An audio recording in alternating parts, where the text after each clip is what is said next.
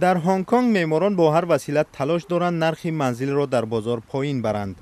مثلا در داخل قبورهای بتونی آبگذر در مساحت 36 متر مکعب می شود برای یک نفر خانه درست کرد. البته این قصر نیست، ولی در هنگ کنگ که مردم به سختی خانه می‌یابند، خواهشمندان این گونه خانه ها زیاد خواهند بود. گذشته از این نرخ چنین منزل ها ارزانتر بوده با پول محلی $130,000 را تشکیل می دهد. از روی نقشه من چنین خانه ها رو می شود در زمین های بنیاد کرد که غیر قابل استفاده اند. مثلا بعضا در بین بیناها همین گونه زمین ها وجود دارند و ما به راحتی می توانیم در آن جایها خانه های خود را بسازیم. خانه هایی که معماران پیشنهاد دارند شرایطش از منزل های تنگ فقیران هنگ کنگ بهتر است.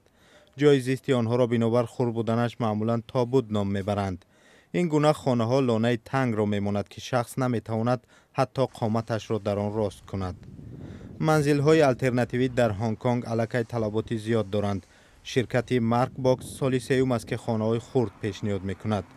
مشتریان خانه های هم که مساحتش 60 متر مکعب را تشکیل میدهد تا رفت زیاد می شود.